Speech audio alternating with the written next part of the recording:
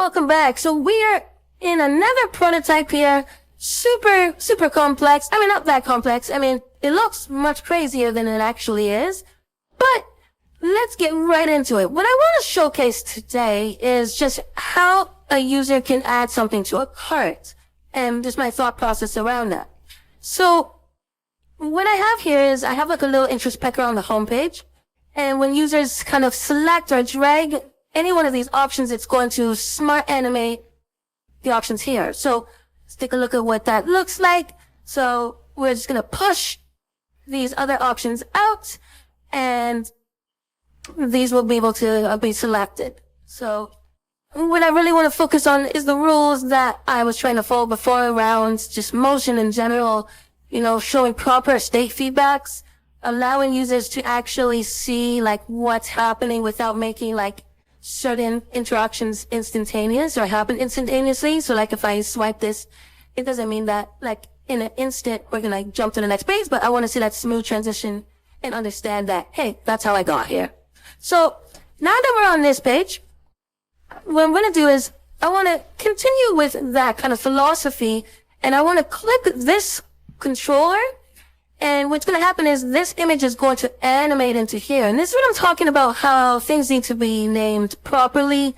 Let's take a look. So I've named this one product. It's like a frame within a frame. So there's a frame here and then there's the product container frame. Within this, I need to name this whole thing product container if I want things to work out the proper way. I can't remove this from the product container, this item, because the product container creates that little animation there. And this is what I was talking about when we're creating prototypes. When we have so many different like moving pieces and parts, it makes it a little bit more difficult. So what I would rather do now, I would probably break this into its own prototype to showcase this interaction. And then after maybe, once I'm happy with that, I can rename this to whatever I wanted to and, probably take this out of the frame and then have less frames to worry about in the following interactions. But I just want to showcase everything at once. But if you're going to go back and do it a little bit more differently. Now, so if I want to click on this, it's going to pop up. You'll see that this image is going to animate and grow. So let's click that. So we have that image animating and growing. And you'll notice that, hey, this actually led just to this page. What happened? Like, why does it look like this? Well, that's because I don't want everything to pop in at once because that's pretty jarring as well. So I've set delay. And it's only a 1 millisecond delay. So what's going to happen is this is going to pop up and right afterwards we're going to start another animation and it's going to take 400 milliseconds, which is just under a second. And we're going to smart animate, move in these items. Unless they're already there. So if I select this, it's not there. It's going to move in. A little about the carousel. So if I go into product, the carousel dots are there. So they're going to move in because that would be kind of weird. What they're going to do though is they're going to actually just dissolve in. So like I said before, if you have matching layers, they're going to just be handled properly as is. So this is such like a 0 opacity. This is just going to kind of come in. It's not going to move in with the rest. So let's take a look where we are right now. So at this point, there's a couple things we can do. And what I want to showcase is, the different variations of how we can look through different products. And I thought about bringing in a little bit more fun. I thought, what if we use GIFs to showcase some product features? So we see, oh wow, like this starts to become a lot more interesting. It's much more dynamic as a product. Things are happening on my screen. I'm wowed as a user. And then we're just back to the normal one. And you can tell like everything else changes accordingly. So that way it's easier to see. Really nice. And the way I did that was because the screen background color on this image is black, I needed to be able to set this background to black, but I also needed to break this out into several frames so we don't get some weird black coloring coming through. So I've kind of just hidden it to the side in this frame. And then once we swipe through this frame, we're going to have the same kind of delay. So we can see that here. If we zoom in, so after a delay, 1 millisecond, and then the 200 millisecond push in. And nothing is going to change. The only thing that's going to change is this item's coming in now. And then same for when we swipe out. So that item's just going to be on the edge again. And we're going to pop over to this. So let's take a look again. So we're able to swipe in and out. And it's really smooth. You can actually catch a little bit of the black background here. It's not going to be perfect. Let's see if you can catch it. You see it right there. But it happens so quickly that you don't even notice it. Just barely. And nothing can be perfect, but it's enough to give people an understanding of how you want things to work. And all within Figma. So it's super, super amazing. So let's jump in. Now, the next thing I'm going to showcase is what happens when we want to add something to our cart. So I've been thinking a lot about, the cart icon. I actually like the bag icon a little bit more. It kind of coincides with the brand that we have. So I've kind of put this little bag button alongside some of the details here. And what happens here is if there are options for the user to select, I want that to kind of pop up. So in the case that there isn't, then users can go straight to the cart. But let's take a look. So when I click this button, we're going to smart animate, and that means all the layers are going to act accordingly based off of the naming. So this is named footer, and this is named footer. So this is actually going to apply its own scaling and positioning. So this is going to slide up, and we're actually going to have this dissolve in, since it's called new product details and not just the regular product details that is here. And like I said before, creating these kind of little micro interactions, you have to also take into account like what happens. Like this is not really much. We want to kind of pop this up as well. So I was thinking this pops up a little bit too much. And after that delay, this starts coming in and this shrinks down. So let's take a look at what that looks like. So we kind of have a little bit of movement here now. Let's go back a couple of pages.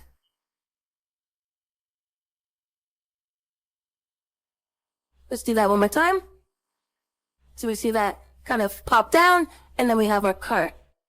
And I've just made the whole bottom of the screen like a big yellow CTA. It's entirely covered. I want users' eyes to be attracted right there. I want them to actually convert. I want them to click, and I want them to kind of check out. So at this point, we can do a couple of things. We can access our selection. Who knows? Maybe the price does change when a user selects like a blue controller versus a black controller. Maybe it doesn't. But we want to give users all these different options and have that reflected here if need be. So let's take a look at what that looks like. So what I've done here, I've just applied a smart animate, like I've done before in the past. If user clicks, we just kind of have that dissolve. I go back. I can see my selection is reflected there.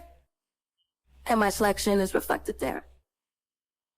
So really simple way to kind of showcase just the changing of colors or the changing of options around a product. And then the last part, when a user does click on this button, what's going to happen is things are going to shrink. The image is going to start to shrink down as well. And then we're going to kind of go back to the state that we had before around the cart, just like the larger image that you can swipe through. Another thing to think about is I've actually taken that animation that we created way back and placed it in here. It's a little pixelated, but it's the GIF that we created of the ball bouncing within Figmotion. I'll show you what that looks like. So we're going to add this to the cart. And there you go. We kind of have our little notification saying that, hey, you have something in your shopping bag. It's just going to bounce over and over again. If we want to remove it, we can start from scratch. So keeping things really simple as much as possible. Also kind of understanding that there's a couple of layers, especially to a page like this, and different types of states. So we want to kind of reflect that. We want to give users good enough feedback that, hey, you have something in your cart. Go and actually take care of that. Hey, you can go straight to the cart if you want to, or you can remove it, making this CTA the primary one. This is much more secondary. And right here, we've probably used the remove button in a way where it's not necessarily the type of button that we would use. So we probably do like a 16 style. This would be like just like the text button. And just a UI gray. And there you go. And if we really wanted to kind of de-emphasize that, just remove the font. Wait, so we're on extra bold? No, we're just on bold. But like I said before, once you create like a typographic system or components, you're not locked in. There's certain variations that you need to create, you may want to create, just so you have a little bit more depth of in your designs. And it's not necessarily too much to handle for a developer. So what I've done here is now we're on the final screen and users can see that they have a item in their cart, and this will be reflected on the navigation as well. What we can also do is, say we take this home navigation. Actually, we're going to go to our checkout. So we have another checkout over here. Actually, just leave that for now. If we wanted to say go home, and we want to place this GIF, let's see, where is this located? Okay, so we have a shopping bag. Okay, so our GIF is in here for some reason. Probably bring it all the way on top. And like, if we wanted to, we could actually remove this frame. We can keep it there because nobody's scrolling, but okay. So we have that, and say if we did want to change the cart, we could easily do that here to look a bag. And what I'm going to do is, oops. Gonna just paste that in there. It says a really long, weird name. We can rename that. Just a GIF. Okay. So we can just place that right here. And what I'm gonna do is I'm just gonna connect this page to that page. It's just gonna move in, no smart animation, that's it. So we can start seeing how that GIF will look if we actually have it in our navigation. So, what I really want to showcase here is that we have a bunch of different options in terms of like dragging, showing that state feedback, also switching it up when the user is clicking on an item and going into like a new page like this and keeping that really smooth as a transition, but also making sure that there are transitions when users are clicking certain buttons like that.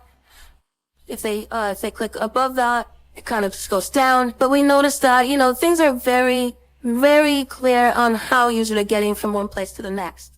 And that is what we've done for the product page and adding an item to a cart.